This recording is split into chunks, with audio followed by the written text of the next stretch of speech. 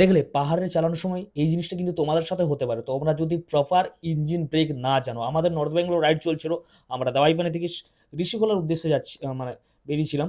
তো গাড়িটা চালাতে চালাতে ওই ভাঙাচোরা রাস্তা, বোল্ডারের রাস্তা, যেহেতু অফরোড করতে আমরা ভালোবাসি, অ্যাডভেঞ্চার রাস্তা, তো কোনো কারণবশত গাড়িটার স্পিড বেড়ে যায়, হয়তো ব্রেক ফেল বা কোনো কিছু। সে কিন্তু ইঞ্জিন ব্রেক ইউজ করেনি, আমাদের যে টিমের ছিল সে কিন্তু প্রপার ইঞ্জিন ব্রেক ইউজ করেনি। ইঞ্জিন ব্রেক বলতে ফার্স্ট গিয়ার কিংবা সেকেন্ড গিয়ারে তোমার সুবিধা মতো তুমি দিলে। আমি মনে করি যে ওই সব রাস্তায় ফার্স্ট গিয়ার দেওয়াই ভালো, কারণ ব্রেক বেশি ইউজ করলে গরম হয়ে যেতে পারে। তারপরে আমরা কিন্তু তারা পড়ে যায়। কি কারণ কোনো কারণবশত তারা কিন্তু খাদের দিকে পড়েনি, অন্য সাইডে পড়েছিল, তো কিচ্ছু হয়নি তাদের। তারপর কিন্তু আমরা নামি, আমাদের যে অর্ণবদা ছিল সে ওই গাড়ির নামাই, তার হাত ভাঙা ছিল, তাও সে মানে একটা হাতে করেই কিন্তু সে নামায়। তারপর একটা ফাঁকা মাঠের মধ্যে আমরা আসি, সেখানে বাইকটা দেখি যে বাইকটা সাইলেন্সার থেকে শুরু করে যেটা মানে ব্রেক, পায়ের ব্রেক, সেটা ভেঙে গেছে টোটালি।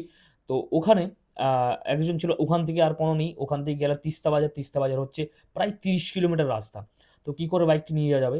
তো ওখানে গ্রামের কিছু লোকাল, ইসলামপুরের দুটো দাদা ছিল, তারা ওখানে প্রায় 7 মাস ধরে কি 7 বছর ধরে, 7 বছর ধরে আছে ওখানে কাজ করে। তারা নেপালে শিখে গেছে। আর ওখানে ছিল হেমু ভাইয়া বলে একজন, যে হচ্ছে দার্জিলিংয়ের ড্রাইভার, সেই কিন্তু আমাদের কাজ জোড়ার মতো গাড়িটা করে দেই। তারপরে কিন্তু আমরা তিস্তা বাজারে গিয়ে গাড়িটা কাজ চালানোর মতো চালাই, কিন্তু ওখানেও ঠিক হয়নি। তারপরে হচ্ছে আমরা ওই পাহাড়ে কিন্তু প্রায় 2 দিন ওই ভাঙা ব্রেক নিয়ে কিন্তু আমরা গাড়িটা চালিয়েছি। তো মেন উদ্দেশ্য ভিডিওটা বানানোর হচ্ছে যে আহ, পাহাড়ে চালালে দেখে শুনে চালাবে, গাড়ির প্রপার যে ইঞ্জিন ব্রেক সেটা ইউজ করবে, কারণ ওঠার সময়ও তুমি নামার সময় তো মেনলি ইঞ্জিন ব্রেক দরকারই। তো আমার এটাই বলেছিল যে সেফটি তোমার নিজের কাছে, নিজে বাঁচলে তখন কিন্তু তোমার নিজেরই ইয়ে আর কি, এই সুন্দর দুনিয়াটাকে ঘুরে দেখতে পারবে।